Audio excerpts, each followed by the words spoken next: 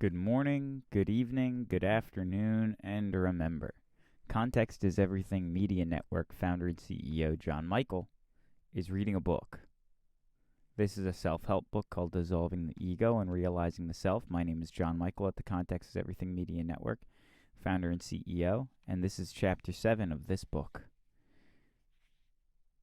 And the way this book works is it's 33 or 14, depending on the length of the chapter, insights into a topic leading to the end goal of dissolving the ego and realizing the self. So here we're on chapter 7. We've done each chapter before. Chapter 7, Devotion to God and Truth. Here are some insights on how devotion to God and truth can lead to the desolation of your ego and the finding of yourself. Here's 33 insights into that. Devotion to God and truth. The devotion pathway on the way of the heart is another approach spiritual students can embrace. More than just religious observance, the devotional path requires the aspirant to surrender all of the self's proclivities to that which is greater, to the truth of divinity itself. His or her way of being then becomes love, a love of truth and God, and a willingness to let go and surrender everything and anything blocking the experience of this love. The ego often seems to collapse in a piecemeal fashion. Once faith in the reality of the ego is being the true self is undermined, its dissolution has already begun. When one's loyalty and allegiance is shifted from the ego to the ultimate reality of God, a space is created. Into the opening flows God's grace as represented by the Holy Spirit. To strive to know God is in itself pristine and ultimate aspiration toward dissolving the ego and realizing the self. A useful approach is to let the love of God replace the willfulness that is driving and seeking. One can release all desire to seek, realize that the thought that there is anything else but God is a baseless vanity. This is the same vanity that claims authorship for one's experiences, thoughts, and actions. With reflection, it can be seen that both the body and the mind are the result of the innumerable conditions of the universe, and that one is at best the witness of this concordance. Out of an unrestricted love for God arises the willingness to surrender all motives except to serve God completely. To be the servant of God becomes one's goal rather than enlightenment. To be a perfect channel for God's love is to surrender completely and eliminate the goal-seeking of the spiritual ego. Joy itself becomes the initiator of further spiritual work. In the end, it will be found that the sacrifice of letting go of the mind is actually the greatest gift one can receive.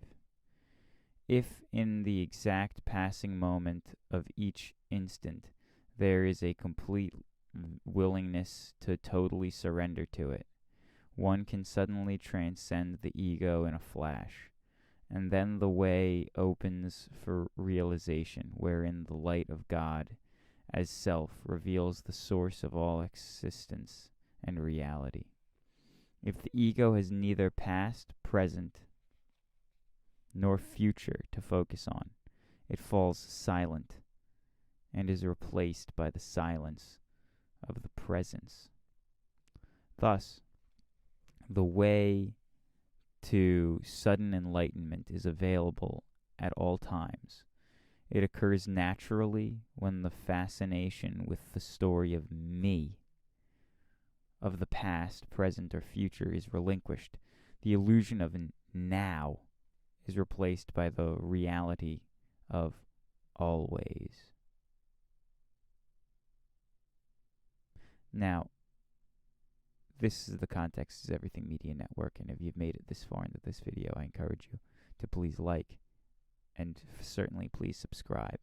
And yes, these are the symbols for like and subscribe. Two of my favorite emojis. Leave in the comments below, ask if you'd like to know my favorite emoji, and I'll tell you. The spiritual student is often seeking to transform, overcome, or slay the ego, when all that is necessary is to simply abandon it. This requires the development of trust, faith, and confidence in the reality of God. When the seeking for gain is abandoned, life becomes relatively effortless and peaceful. The mind of the aspirant has to bypass and refuse temptation. Later it will be seen that nothing was lost, as that temptation was merely another illusion. The aspirant gives up the vanities of opinionation and the duties of saving the world. One's inner spiritual evolution is of greater value to society than any form of doingness. The level of compassion radiates out and contributes silently to mankind's wisdom. Without belief in its appearance as defined by perception, the world we thought was real disappears. When we choose to be at one with the inner, ever-present potentiality of joy and peace, the world transforms into a humorous amusement park, and all the drama is seen to be just drama. The ego, or more accurately, the belief that one is the ego, obscures the realization of the reality of self as the oneness of all that is. The dissolution of the ego results in liberation from the bondages of the illusions that create suffering. These illusions are susceptible to fearless scrutiny that reveals the underlying fallacies. The only tool needed is the willingness to unreservedly surrender all beliefs, opinions, and attitudes to God. The core of the ego is narcissistic pride. Secretly, it thinks that it is God. Without undue strain, it can be caught in its secret inflationary, dualistic presumptions, which are undone by simple humility. This is the doorway to freedom and the experience of happiness. Negativity is based on the energetic force of animal origin that can be overcome only by power, which is solely of divine origin. Therefore, it is operationally necessary to request and invoke God's help by whatever means available. The real self brings up the false self for investigation, which eventually leads to the disassembly of the ego structure itself. In the beginning, a seeker assumes that there is a personal self that is seeking the real self. Actually, it is the real self that is drawing the seeker to it. The ego equates survival of life with control. In a final surrender of control, the underlying primordial fear arises. Life is a consequence of the divinity of its source, which is the ultimate confrontation of the very core of the ego. When peace is more valued than the entertainment of the insatiable ego, it will be discovered to be ever present and available. That one, even as such, an option is unknown by 99.7% of the population. Thus, there is an unknown freedom available. One can choose merely to refuse the ego investment in the world and one's thoughts about it, that is, surrender it to God. If you've made it this far, I implore you, please subscribe. Thank you. To undo the grip of the mind requires radical humility and an intense willingness to surrender its underlying motivations. This willingness receives energy and power from another willingness, the one that arises from the love of God and the passion of surrendering love of thought for love of God.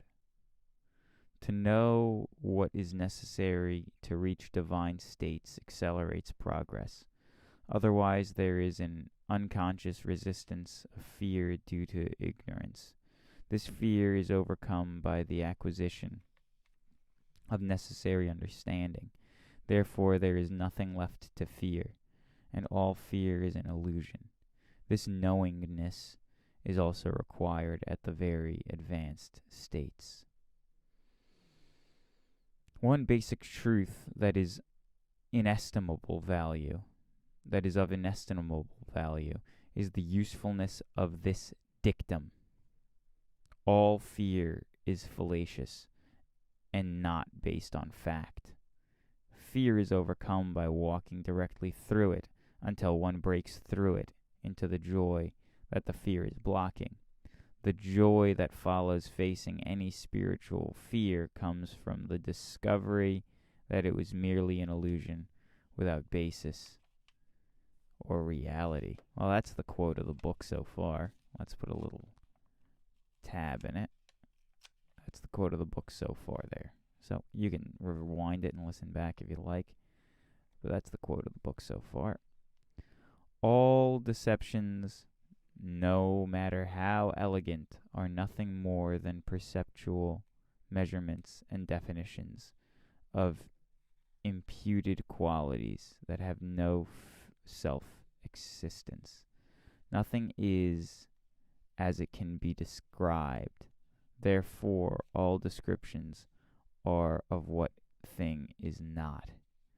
The realization of absolute reality and truth is greatest gift that one can be in this world, and all humility. Spiritual work is, in essence, is therefore a selfless service and surrender to the will of God. As one's awareness increases, the power of that field of consciousness increases exponentially, and that in and of itself accomplishes more than all effort or attempts at relieving the suffering of the world.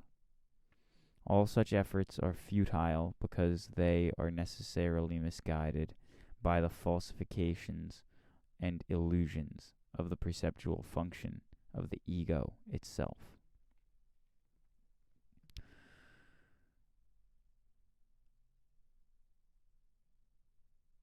There's a quote from a television show, and I'm just going to briefly say this here, and please subscribe to this channel as well, because this is a channel that I talk about this television show on. Please subscribe to Context is Everything Media Network 2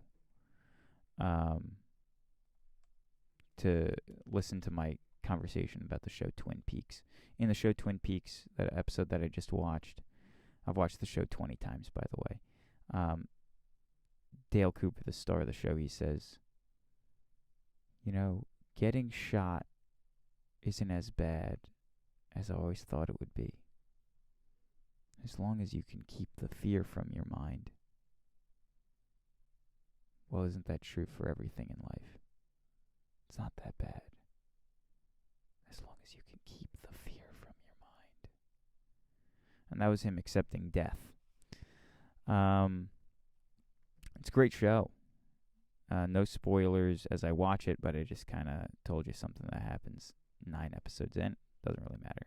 If you watch it, it's a great show. It's not going to ruin anything. Great show. Watch it.